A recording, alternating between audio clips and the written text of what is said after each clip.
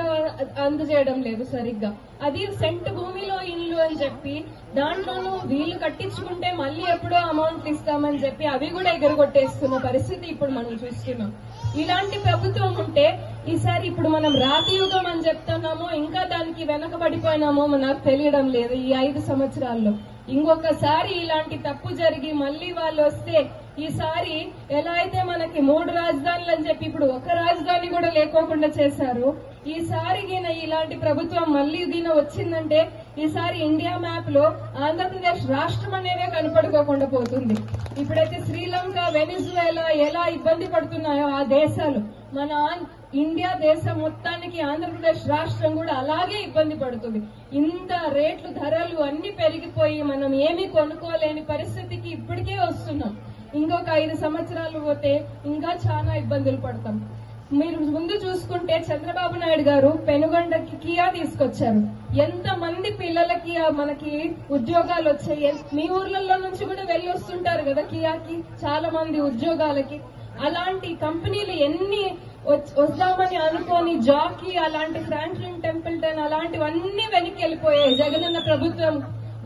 Cycle గుర్తు తప్ప ఇంకా వేరే ఏమి కనపడకూడదు. ఈ 30 రోజులు సైకిల్ గుర్తు మాత్రమే వినపడాలి, సైకిల్ గుర్తు మాత్రమే వినపడాలి, సైకిల్ మాత్రమే చూడాలి ప్రతి ఒక్కరు.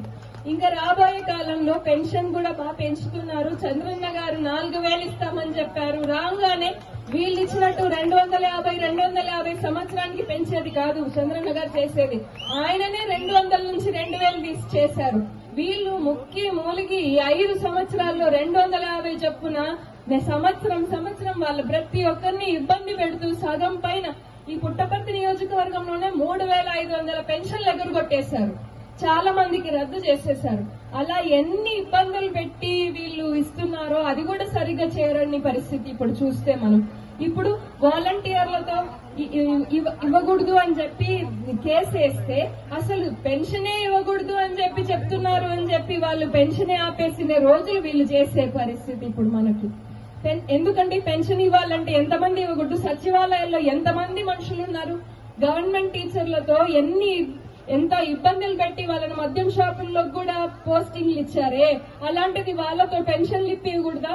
పాపం ఇబ్బంది పడుతున్న ఎంతో మంది వికలాంగులకి, పెద్దవాళ్ళకి పెన్షన్లు ఇవ్వడానికి వాళ్ళు లేదా? వాళ్ళు ఇప్పటికి కనపడలేదా ఈ ప్రభుత్వానికి అని మనం ప్రశ్నించుకోవాలి.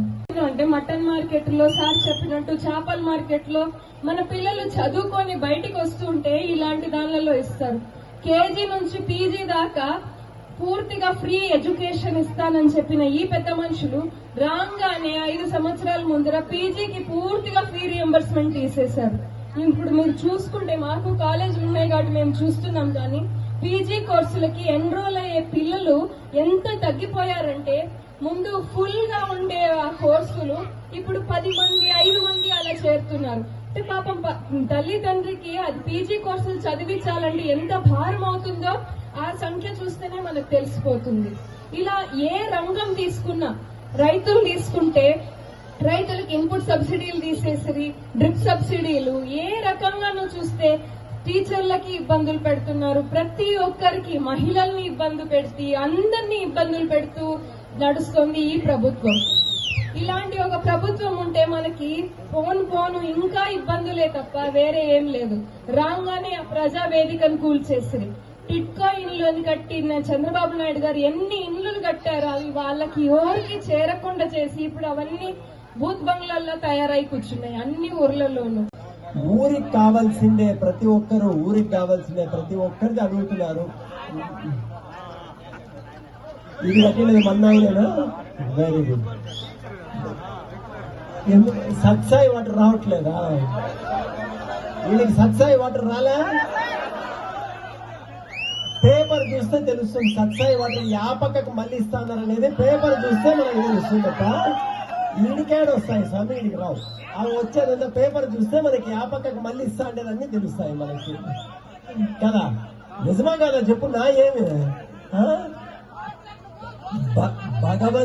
భగవంతుడు సత్సాయి బాబా మనందరికీ ప్రత్యక్ష భగవానుడు.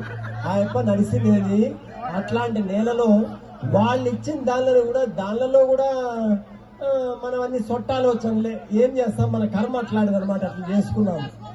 ఈ 5 ఏళ్ళు చూసినారు మీరు, ఎట్లుంది 5 ఏళ్ళు పరిపాలన అని అడిగితే ఏం చెప్పాలి స్వామి, పిచ్చోళ్ళని బుక్కుల్లో చదివిండేదే కానీ నేను ఎప్పుడు ప్రత్యక్షంగా చూడలేదు స్వామి. ఈ 5 ఏళ్ళు చూపించారు పిచ్చోళ్ళంటే ఎట్లుంటారని చెప్తాను. మంచి చేస్తే ప్రతి ఒక్కరిని మంచి అనాల. ఎప్పుడు మనము ఎవరైనా యా పార్టీలైనా ఇవన్నీ మనకు సంబంధంలా. మంచి చేసినోడు ఎప్పుడు మనోడు, మన కోసం ఆలోచించినోడు ఎప్పుడు మనోడు. కానీ ప్రతి పనిలోనూ రివర్స్ అయితే ఎట్లా స్వామి? ఇదేం ఆలోచన? కుడి చేత్తో తినరా అంటే లా నేను ఎడం చెయ్య తింటాను అంటే ఏం చేస్తాం స్వామి? దానికి ఏం చేస్తాం చెప్పు? ఇట్లా వాళ్ళని నా బలపం వాడెత్తకపోయినాడు, నా రబ్బర్ ఈ పిల్ల ఎత్తకపోయింది అని అనే వాళ్ళు నేను స్కూళ్ళల్లో చూసిన. అంతకంటే పసిపిల్లల కంటే ఖర్చులు పెట్టుకుంటే ఎట్లా స్వామి? ఇదేం ఆలోచన విధానం అయినా నాకు అర్థం కాలే. ప్రభుత్వం పెద్దగా ప్రతి ఒక్కరిని దగ్గర తీసుకునే ఆలోచన ఆశయము వీళ్ళకుంటే ఈ 5 ఏళ్లలో మనకి ఇన్ని కష్టాలు, ఎన్ని నష్టాలు, ఇంత బాధ, ఇంత ఇది ఎక్కడి నుంచి చూస్తాం చెప్పు? ఎవరన్నా ఒకరన్నా ఆనందంగా ఉండే వర్గాన్ని చూస్తాము అనుకుంటే అయ్యో నా పాపిష్టి కళ్ళకు ఒకరు కూడా కనపడి సావరే. అందరూ ప్రతి ఒక్క విషయంలోనూ యాదో దీనిలో కష్టమే ఉన్నారే తప్ప ఎవరుకుంది? రైతులను తీసుకో, ఇన్పుట్ సబ్సిడీలు, డ్రిప్ సబ్సిడీలు ఎత్తేసినది ఈ ప్రభుత్వం కాదేమో. ఏమన్నా వచ్చినాయా? 2024లో సంపూర్ణ మద్య నిషేధం చేసి గాని రాను అని చెప్పిన పెద్ద మనుషులు ఊర్లలో నీళ్లు లేవున్నా అట్లా పక్కకు కొత్త బ్రాండ్లు, కొత్త కథలు. అదేంటి శంకరన్నకి ఏమైనా తెలిసిందల్లా? అప్పుడు శంకరన్న అప్డేట్ ఉన్నారు, భూమ్ అంట. శంకరన్నతో కాదు, ఇంట్లో అక్క అయితే మాట్లాడాలి, భూమ్ అంటున్నాడు. అక్క ఏం కథ అని చెప్పని ఇది చేస్తాండేది. మంచినీళ్ళకి దిక్కు లేదు కానీ వరదలై ఏర్లై పాడుతాండేది మద్యం ఒక పక్క నుంచి. ప్రతి జనవరి 1 కి ఒక క్యాలెండర్, జాబ్ క్యాలెండర్ ఇస్తాను అని చెప్పిన వ్యక్తులు ఇప్పటిదాకా జాబులు ఆడొచ్చినాయి స్వామి మనకి. మటన్ కొట్టుకు అదేంది వేసుకోండి అని చెప్పి మటన్లు, లేకపోతే ఫిష్ మార్కెట్లో మనకు వస్తాండు.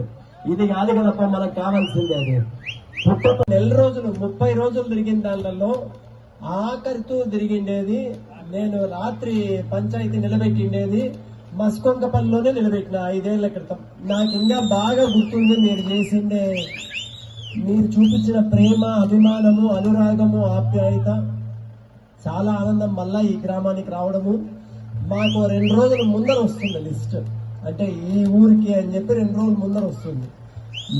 మొన్న ఏంటికి పడబ్బా సార్ ఇదేంది హాలిడే బండి, తొందరగా మస్కొంకి పోవాలా అని చెప్పనే అనుకుంటా. అంటే నేను మీ అందరిని చూసిన తర్వాత చాలా ఆనందంగా ఉంది. ఈ 5 ఏళ్ళు నేను విన్నంత వరకు కొన్ని చెప్తాను. ఈ ఊర్లో ఉన్న సమస్యలు, ఒకటి డ్రైనేజ్ సమస్య చెప్పినారు నాకు అన్నోళ్ళు. ఈడుండే దాంట్లో చాలా సమస్య డ్రైనేజ్ అని చెప్పని. ఇంకొకటి చెప్పిండేది సచివాలయానికి సంబంధించి ఒక సచివాలయం కావాలా అనేది నేను విన్నాను. ఈడ ఏమన్నా కరెక్టా? ఏమికా కదా సచివాలయం ఖచ్చితంగా గెలిచేది మనమే, వచ్చేది మనమే, తెలుగుదేశమే. ఫస్ట్ చేసే పనే వచ్చిన వారం 10 రోజుల్లోనే మొట్టమొదటిగా చేసే పనే సచివాలయానికి టెంకాయ కొట్టడము. మీ అందరితో ఇదే తేరులోనే పోయి సచివాలయానికి అందరు కొట్టడమే మనం చేసే మొదటి పని. మీ అందరికీ చాలా ఆనందంగా ఉంది. ఏడన్నా వేరే ఊర్లలో మాకు అది చెయ్యి, మాకు ఈ స్టోర్ డీలర్షిప్, మాకు ఇది అంటారు కానీ ఈడ 10 మందికి కావలసినట్లు డ్రైనేజ్ అడిగినారు,